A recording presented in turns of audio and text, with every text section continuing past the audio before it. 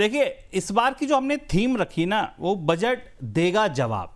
जवाब इस समय दरअसल कई चीज़ों के चाहिए। अगर आप शेयर बाजार के निवेशक हैं तो आपको इस बात का जवाब चाहिए कि बाजार को विटामिन मिलेगा क्या। अगर आप गांव में रहते हैं तो आपको इस बात का जवाब चाहिए कि अनाजों की कीमतें जो डिफ्लेशन की तरफ बढ़ गई हैं, क्या इस पर कोई सरकार ध्यान देगी। अगर आप मैन्युफैक्चरिंग साइड से खड़े होंगे तो आपके सवाल कुछ और होंगे, अगर आप एक्सपोर्ट साइड से खड़े होंगे तो आपके सवाल कुछ और होंगे। जियोपॉलिटिकल टेंशन चल रही है, टैरिफ वॉर चल रहे हैं, ऐसे में कोशिश ये है कि इस बजट से दरअसल जवाब टटोले जाएं। रविवार 1 फरवरी को देश में बजट पेश होने जा रहा है और आज से हम बोनस पॉइंट में प्री बजट कवरेज शुरू कर रहे हैं। प्री बजट कवरेज में हम जानने की कोशिश करेंगे कि सरकार बजट में क्या कर सकती है, क्या गुंजाइश है। और इस प्री बजट में दरअसल हम उन 5 बड़े सेक्टर्स को छुएंगे, या कह लीजिए उन 5 बड़े पहलुओं को छुएंगे। उसके रास्ते सेक्टर्स तो बहुत सारे छू जाएंगे, बहुत सारी चीजों पर बात हो जाएगी, लेकिन हमने वो 5 पेन पॉइंट्स निकाले हैं दरअसल जहां पर इस बार बजट का सबसे ज्यादा फोकस होना चाहिए। देखिए, एक बड़ी आम अवधारणा थी, काफी लंबी बहस चली, चर्चा चली, हम सब लोग जुटे कि इस बार बजट की प्रस्तुति कैसी की जाए, लोगों को बजट समझाया कैसे जाए। तो यह हुआ कि भाई हर साल आदमी बजट में क्या देखता है, क्या जीएसटी में कटौती होगी, क्या आपको वाकई लगता है होनी चाहिए। 12 लाख की कटौती, 12 लाख तक का की जो आय थी वो पिछले साल छोड़ दी। इसके बाद क्या वाकई सरकार के पास ये दम है कि वो इसके आगे छोड़ पाए। और क्या आपको लगता है कि 12 लाख से ऊपर की कटौती, अगर 12 लाख में फायदा नहीं हुआ तो क्या 13 लाख में हो जाएगा। तो अब ये बातें जो है ना, ये दरअसल बेमानी सी लगती हैं अगर आप ईमानदारी से देखें कि यार 12 लाख से ऊपर इनकम टैक्स पर क्या ही सरकार छोड़ेगी। अब दूसरी साइड देखिए कि सरकार जीएसटी तो इससे बाहर है। दूसरा एक बड़ा पहलू होता था सस्ता महंगा क्या होगा, रसोई गैस सस्ती होगी, राशन सस्ता होगा। तो भाई इससे पहले ही जीएसटी में भी सरकार ने कटौती कर दी। तो दोनों हिस्से जो थे, एक तरफ आपकी जो कमाई आती थी उस पर टैक्स लगता था, और दूसरी तरफ जब आप खर्च करने जाते थे तो सरकार ने दोनों चीजें वहां पर टैक्स कम कर दिए। तो जो 2 बड़े धड़े होते थे जिन पर दरअसल सबसे ज्यादा लोग नजर गड़ाए रहते थे बजट में ये होगा नहीं होगा, वो दोनों चीजें दरअसल इस बार थी ही नहीं। तो बजट को कवर करना और बजट को समझना दरअसल थोड़ा सा ज्यादा मुश्किल हो गया था। लेकिन बोनस पॉइंट हो, अंशुमान जी जैसे एडिटर हो और बड़ी टीम हो तो फिर बजट समझना तो है ही है। हमने ये कोशिश की कि वो कौन से 5 ऐसे पहलू होंगे, कौन से 5 ऐसे बिंदु होंगे दरअसल जहां से बजट की पूरी गुत्थी खुल जाएगी। और बजट दरअसल वैसे ही देखा जाना चाहिए, वैसे ही समझा जाना चाहिए और वैसे ही सुना जाना चाहिए। 5 दिन हैं यहां से बजट के, मंगलवार, बुधवार, बृहस्पतिवार, शुक्रवार, शनिवार। शनिवार को स्पेशल कवरेज करेंगे क्योंकि पूर्व संध्या होगी बजट की। तो ठीक 5 दिन में हम वो कौन कौन सी 5 बातें करेंगे, पहले मैं आपको वो बता देता हूं। आज पहला दिन हम बात करेंगे खपत पे। जीडीपी में सबसे बड़ा हिस्सा मंगलवार को देखिए खपत पर बात होगी। गांव की खपत, शहर की खपत, डिफ्लेशन का क्या होगा, मनरेगा का क्या होगा, आय बढ़ेगी नहीं बढ़ेगी, खपत लौटेगी नहीं लौटेगी। बुधवार बात करेंगे क्रिप्टो की। अब हमने क्रिप्टो क्यों चुना, क्योंकि इस पे हिचक बहुत दिन से है। आप देखिए तो सरकार कह भी रही है, नहीं भी कह रही है, आगे बढ़ रही है, पीछे हट रही है। तो देखने की बात यह है कि क्या सरकार इस बार क्रिप्टो पर कुछ खुलकर बोलेगी। गुरुवार आ जाएगा, बात शेयर बाजार की करेंगे, बजट से विटामिन। देखिए, गोल्ड सिल्वर की बात हो ना हो, लेकिन शेयर बाजार पर विटामिन शेयर बाजार को चाहिए। और देखिए फिर वही बात आ जाएगी कि वो long term short term capital gains, इससे अलग हटिए भाई। Long term short term capital gain के नंबर में पढ़ रहा था पिछले हफ्ते। देखिए, सरकार कोई सीधा नंबर तो देती नहीं है टैक्स में कि कितना लॉन्ग टर्म या शॉर्ट टर्म कैपिटल गेन से मिला, लेकिन एसटीटी का नंबर आता है। एसटीटी पिछले 4-5 साल में 4-5 गुना हुआ है। तो अगर उस हिसाब से देखेंगे, उसी अगर अनुपात में देखें तो शॉर्ट टर्म और लॉन्ग टर्म कैपिटल गेन्स भी उतना ही हुआ होगा। 1-1.5 लाख करोड़ का बजट सरकार कैसे कम कर देगी, आप बताइए। और वो भी इस स्थिति में जब इनकम टैक्स और जीएसटी में कटौती हो चुकी हो। तो ये तो आप भूल जाइए। लेकिन हाँ, इसके अलावा क्या शेयर बाजार को किसी तरीके से सहारा दिया जा सकता है, ये अंशुमान जी के साथ टटोलेंगे गुरुवार को। फिर शुक्रवार और निर्यात। देखिए, ये एफटीए हुआ, टैरिफ पे बात चल रही है और एफटीए कतार में है। अमेरिका का एफटीए अभी चर्चा में चल रहा है और जगह बातचीत शुरू हो रही है। यहाँ क्या होगा, निर्यात के मोर्चे पर कैसे निपटेगी सरकार बजट में। तो निर्यात की बात हम शुक्रवार को, और शनिवार को सबसे अहम मैन्युफैक्चरिंग। तो चाहे निर्यात हो, चाहे खपत हो, चाहे मैन्युफैक्चरिंग हो, इन सबके रास्ते बात रोजगार की होगी, इन सबके रास्ते बात खपत की होगी, इन सबके रास्ते बात दरअसल इकोनॉमी में ओवरऑल डिमांड की होगी। तो आज पहला सेक्टर जो है वो है खपत का, पहला सेक्टर जो है वो है गांव का। सर क्या डिस्कस करेंगे आज, अब ये देखिए आप ऑन द शो। पहला, क्या कमाई बढ़ाएगा बजट? कमाई की बात इसलिए क्योंकि भैया अनाज के दाम तो सही मिल नहीं रहे हैं, जो चीज किसान बेच रहे हैं वहां पैसा सही मिल नहीं रहा है। आप देखिए, जिन लोगों ने 3000 का भाव गेहूं का देखा हो, आज गेहूं की क्या स्थिति उनको लग रही होगी जब वो बाजार में एमएसपी के आसपास बेचने जा रहे होंगे, क्या उन पर बीत रही होगी, आप ये खुद सोचिए। गांव और शहर कैसे वापस लौटेगी मांग?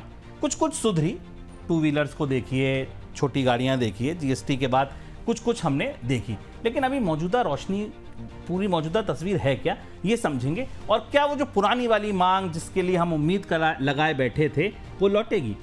जीएसटी कटौती हो गई, अब आगे क्या? गांव शहरों में क्या होगा? और मनरेगा ही मजबूरी है क्या? और मनरेगा की ओवरहॉलिंग पर भी इस बार चर्चा हुई है, तो क्या मनरेगा ही मजबूरी है? इसको भी हम समझेंगे। तो चलिए फिर खपत के पन्ने टटोलते हैं। सर पहला सवाल, ताजा आंकड़ों की रोशनी में खपत की मौजूदा तस्वीर आपको दिखती कैसे? पहले प्रॉब्लम बड़ी कितनी है, बीमारी क्या है, ये समझें, फिर इलाज पे बात करेंगे।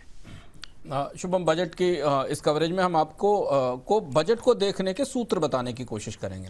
और खपत को देखना हो तो कुछ ऐसे आंकड़े हमारे हाथ से पकड़िए, नोट करिए, जिन्हें आप बजट में ढूंढिएगा। हालांकि वित्त मंत्री के भाषण में, बजट के भाषण में नहीं होंगे, पर ये आंकड़े भी सरकार के हैं, सरकार के भीतर के दस्तावेजों में, आरबीआई के दस्तावेजों में। और ये देखिएगा कि इन आंकड़ों के बदले सरकार ने क्या दिया। पहला आंकड़ा सुनिए, भारत में रूरल फूड डिफ्लेशन दिसंबर में -3% के आसपास थी और ओवरऑल फूड डिफ्लेशन 2.71% के आसपास थी। ग्रामीण अर्थव्यवस्था में फूड की डिफ्लेशन गहरी होती जा रही। इस एक आंकड़े को पकड़िए, ये हुआ गांव की बात। दूसरा आंकड़ा पकड़िए, भारत में फूड का कंजम्पशन और पर्सनल केयर का कंजम्पशन इस साल की तीसरी तिमाही तक केवल 5% और 5% से 5.5% के आसपास था, यानी ग्रोथ नहीं है, केवल 5%, जबकि ये सबसे बड़ा हिस्सा है कंजम्पशन का। दूसरा आंकड़ा पकड़िए, जीएसटी का रेट कट हुआ 48,000 करोड़ रुपए, तो इसी साल जब कटौती के बाद गए तो सरकार ने खर्च किए। अगर आप पिछले साल की इनकम टैक्स की कटौती को मिला लें तो जीडीपी का लगभग 0.9%, 90 बेसिस पॉइंट, 1.5 लाख करोड़ रुपए के आसपास का पैकेज अंदर दे दिया गया। रूरल एरिया में डिफ्लेशन है, इनकम की ग्रोथ टूटी हुई है, दाम बाजार में किसानों को अच्छे नहीं मिल रहे हैं। सरकार को बार बार बाजार में दखल देकर कीमतों को थामने की कोशिश करनी पड़ रही, लेकिन वैसा नहीं हो रहा है। यह आंकड़ा शायद सरकार नहीं बताएगी, लेकिन अगर आप कंपनियों के नतीजे पढ़ने की कोशिश करें, आप बाजार में निवेशक और पढ़ते ही होंगे कंपनियों के नतीजे, तो आपको दिखाई देगा कि वो जो रूरल ग्रोथ स्टोरी पिछले साल चल रही थी, जिसने बाजार में मांग को मदद दी थी, वो अब आते आते इस खरीफ के बाद से लड़खड़ाने लगी है। और रबी की उत्पादन की जो बढ़ोतरी है, जहां किसान ने मेहनत की है और दिखाया है कि उत्पादन बढ़ा सकता है, उसे बहुत अच्छा रिटर्न मिलने की बात मिलता नहीं दिख रहा। एक आंकड़ा और देखिए जो सरकार के आंकड़ों से निकलता है, रूरल वेज की ग्रोथ 3 से 6% के आसपास, 3 से 6 के बीच में पिछले एक दशक से स्थिर है। और जो रियल ग्रोथ है वो तो नेगेटिव है, 4% के आसपास 10 साल में। अगर आप माने 10 साल की महंगाई को देखें और 10 साल में बाजार की ग्रोथ को देखें तो रियल ग्रोथ इसमें निगेटिव है। और एक आंकड़ा और बड़ा पकड़िए कि रूरल मार्केट भारतीय बाजार में 36%, एफएमसीजी मार्केट में 36% हिस्सा रखते हैं। ये खपत की कहानी है रूरल और अर्बन की। इस रोशनी में, इन 6, 7, 8 बड़े आंकड़ों की रोशनी में जो हमने आपको बताए, इन आंकड़ों की रोशनी में बजट से जवाब चाहिए होगा, बजट से समाधान चाहिए होगा। ये हैं ताजा आंकड़े और भी हैं, पर हमने आपको बड़े बड़े मोटे आंकड़े बता दिए। सर एक चीज समझने की जरूरत है कि ये जो कमाई है, या कहिए कि जो ये डिफ्लेशन है, जो हमको साफ तौर पर दिख रही है, अगर जो भी उत्पादन के भी आंकड़े आ रहे हैं, इस बार जिस तरह का मौसम है, जिस तरह की बुआई के आंकड़े हैं, गेहूं भी जबरदस्त होने वाला है, पैदावार ऐसा लगता है। कितनी बड़ी चुनौती आप इसे मान रहे हैं, और क्या बजट में यहां कुछ राहत मिलने की उम्मीद है? कि गांव की तरफ देखें ना तो कुछ और आंकड़े हैं जिन्हें देखना जरूरी, क्योंकि शुभम ने सवाल पूछा आपने। अगर आप ध्यान से देखें तो मनरेगा की डिमांड 4.5% के आसपास ईयर इन ईयर बढ़ी है अगर 2024 से 2025 के बीच में देखा जाए, जबकि हम रिकॉर्ड एग्रीकल्चर प्रोडक्शन की बात कर रहे थे। अगर ताजा आंकड़ा आया जो Q3 का जीडीपी का, उसमें एग्रीकल्चर का जो जीडीपी है उसमें डिक्लाइन हुआ, एब्सोल्यूट टर्म्स में अगर आप देखें तो रुपए में डिक्लाइन हुआ। एग्रीकल्चर सेक्टर, ये स्थायी बात सबको पता है, एग्रीकल्चर सेक्टर 16% जीडीपी में कंट्रीब्यूट करता है, मैन्युफैक्चरिंग के बराबर ही है लगभग, और 40% वर्कफोर्स इस पर लगी हुई है। तो रूरल एरिया में अब फसलों की कीमत के अलावा काम के कारोबार के कोई विकल्प नहीं है, और इस दृष्टि से मनरेगा फिर वापस घूमकर केंद्र में आ जाती है, क्योंकि हमने सबसे अच्छी फसल की परिस्थिति में भी मनरेगा में जॉब की मांग बढ़ती देखी है। इसका समाधान पिछले 10-12 सालों में भी इस पहेली का समाधान हमें नहीं मिला, और इसलिए हम हमेशा कहते हैं कि मनरेगा जो है वो ग्रामीण अर्थव्यवस्था का इंडिकेटर है, इंडेक्स है, कि उसमें मांग देखकर आप समझ सकते हैं। तो रूरल जॉब की परिस्थिति, इस परिस्थिति में सरकार के पास क्या कर सकती है? सरकार के पास बेहद सीमित विकल्प हैं, लेकिन कुछ ना कुछ इस तरफ आना चाहिए ऐसा लगता है। नहीं तो जो डिमांड की साइड से, खपत की साइड से एक इंजन काम कर रहा था ना शहरी इलाकों में, तो सरकार भी मान रही कि ग्रोथ नहीं थी, इकोनॉमिक सर्वे ने भी कहा, कंपनियों ने भी कहा, ये जो इंजन गांव से चल रहा था और जो डिमांड लेके आ रहा था, ये अब चरमराने लगा है, धीमा पड़ने लगा। इसे तेज करने के लिए कुछ किया जाना जरूरी है, नहीं तो फिर ये जीएसटी की सारी रियायतें अंततः आपको कंपनियों के नतीजों में 3 से 4% की प्रॉफिट की ग्रोथ दिखाएंगी, जो हमें इस क्वार्टर में दिख रहा है। सर एक और सवाल ये कि आपने कहा कि फिर मनरेगा के पास हम लौट के आएंगे, नाम बदला, क्या कुछ उसकी और ओवरहॉलिंग भी होगी, या वो जीराम जी जो हो गया है आपको लगता है कि उसके अलावा कुछ और करेगी नहीं सरकार? बजट वही हर साल की तरह एक बजट एलोकेट हो जाएगा, उसके बाद वो कम पड़ेगा, फिर उसको थोड़ी सी और एक्स्ट्रा मदद दे दी जाएगी, या आपको लगता है इस बार कुछ ऐसा प्रयास होगा कि नहीं चलो इस मोर्चे पर कुछ किया जाए? तो नाम बदला है सरकार, थोड़ा बहुत बजट भी बढ़ाएगी, क्योंकि इस व्यवस्था में 125 दिनों की जॉब की गारंटी दी गई। हालांकि बात यह है कि केवल 5% हाउस होल्ड है पूरे भारत में, परिवार हैं जिन्हें 100 दिन का जॉब मिलता है, एवरेज 60 दिन का ही जॉब मिलता है। लेकिन जो संकेत हमें मिल रहे हैं बजट की तस्वीर भी हम रूरल और इस एलोकेशन के संदर्भ में आगे बताएंगे, पर यह माना जा रहा है कि पिछले साल 86,000 करोड़ रुपए का आवंटन था बजट में, जो बजट का आंकड़ा मेरे सामने खुला हुआ है। माना जा रहा है कि अगर आप महंगाई को मिला लें तो सरकार 8 से 10,000 करोड़ रुपए की बढ़ोतरी इसके एलोकेशन में कर सकती है, और होनी चाहिए, क्योंकि हम आपको रूरल डिफ्लेशन की परिस्थिति बता रहे हैं, और ऐसा भी नहीं कि सरकार को नहीं पता है कि ग्रामीण इलाकों में मनरेगा की मांग कितनी तेजी से बढ़ रही है। तो ये जो नया स्ट्रक्चर बड़ा है, इसके तहत मनरेगा के बजट में 8 से 9% की थोड़ी ज़्यादा की बढ़ोतरी, जिसको कि आप जी राम जी कहते हैं, जो मनरेगा की जगह आई, उसमें हमें थोड़ी बढ़ोतरी दिखाई दे सकती है। एक सवाल जरूर होगा सरकार से, सरकार को जवाब देना चाहिए बजट में कि 125 दिन की जो गारंटी इस नई व्यवस्था में लाएगी, ये पूरी कैसे होगी, क्योंकि पिछले रिकॉर्ड तो ऐसे नहीं दिखते कि 50-60 दिन से ज़्यादा की जॉब नहीं दी जाए। एक सवाल जो सरकार जवाब नहीं देगी और जिसका सबसे ज़्यादा इंतज़ार है वो ये कि मनरेगा की नौकरी की मजदूरी को क्या महंगाई से जोड़ा जाना चाहिए, वेज इंडेक्सेशन होना चाहिए, जिस पर अभी कोई तस्वीर साफ नहीं। अगर सरकार इस मामले में कुछ घोषणा करती है तो फिर बजट में और ज़्यादा बढ़ोतरी करनी पड़ेगी। सर आपने कहा बढ़ोतरी करनी पड़ेगी, मनरेगा का बजट भी थोड़ा बढ़ सकता है, सरकार संसाधन है इतने सर कि आपको अभी खर्चे वाली तो हिसाब किताब हम देख रहे हैं, कमाई के कहाँ से स्कोप दिख रहे हैं? कितने संसाधन आपको लगता है कि बजट में मौजूद हैं, या फिर आपको उम्मीद है कि जीएसटी से जो कटौती हुई इसके बाद जो रेवेन्यू में कुछ असर पड़ेगा, वहां से पैसा आएगा? क्या कुछ आपको दिखते हैं संसाधन के मोर्चे पे? तो खपत के लिए जो डायरेक्ट बेनिफिट्स थे वो सरकार दे चुकी पिछले साल में, अब उसका बिल भरने की तैयारी है, इस साल काफ़ी बिल भरना पड़ेगा, और इसलिए आप इस बार टैक्स के प्रोविजंस को थोड़ा ध्यान से सुनने की कोशिश करिएगा, क्योंकि बिल काफ़ी बड़ा है। 40,000 करोड़ तो अभी का ही, और अगले पूरे साल राज्य सरकारों के भी बजट गिरे हुए हैं, उनको भी अतिरिक्त मदद करनी पड़ेगी। लेकिन इसके बाद भी अगर आप केवल रूरल डिफ्लेशन और जॉब्स के मामले में देखें, जॉब्स की स्थिति देखिए कितनी जटिल है।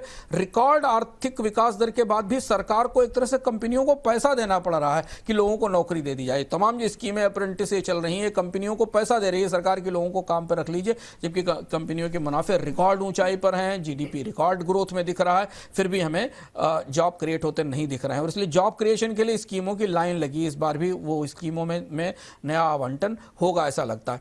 लेकिन फिर भी शुभम, अगर मोटे तौर पर हम बजट के आंकड़ों के एनालिसिस करें, जो हम आमतौर पर बजट से पहले करते हैं, तो हमें दिख रहा है कि करीब करीब 40 से 60 हजार करोड़ रुपए की एडिशनल रूरल स्पेंडिंग का स्कोप बजट में दिखता है इस समय। जो फिस्कल डेफिसिट की सीमा को 4.2% से 4.3% वाली सीमा को ब्रीच किए बिना किया जा सकता है। हमारा ये अनुमान है, हमारा आकलन है, जब बजट आएगा तो हो सकता है, आप देखिएगा कि शायद इतना कुछ हो सकता है। पीएम किसान, मनरेगा, पीएमजीवाई, पीएमजीएसवाई में मॉडरेट इंक्रीज हो सकती है, जो कि मार्जिनल इनकम बूस्ट देती हैं, लोगों को सीधी हाथ में पैसा देती हैं। ये जो प्रमुख स्कीम है, इनमें भी 10% के आसपास तक की बढ़ोतरी कुल मिलाकर की जा सकती है। और इसके अलावा जो एग्रीकल्चर क्रेडिट का टारगेट है वो हर साल रिवाइज किया जाता है, उसमें बढ़ोतरी हो सकती है। कुछ थोड़ा बहुत एमएसएमई जॉब क्रिएशन के लिए नई स्कीमें आ सकती हैं। मोटे तौर पर मुझे इससे ज़्यादा स्कोप मौजूदा परिस्थिति में, जो बजट का आंकड़ा मेरे सामने अभी तक का जो सीजीए की तरफ से आता है, सेंट्रल जो कंट्रोल जनरल ऑफ अकाउंट से, उससे आगे नहीं दिखता। तो 40 से 60 हज़ार करोड़ रुपए के आसपास की बढ़ोतरी हमें पूरे रूरल के बैगेज में, रूरल बास्केट में दिखाई दे सकती है। चलिए, तो ये बजट का पहला अध्याय यहाँ समाप्त होता है। कल दूसरे अध्याय के साथ मिलेंगे, बजट देगा जवाब में।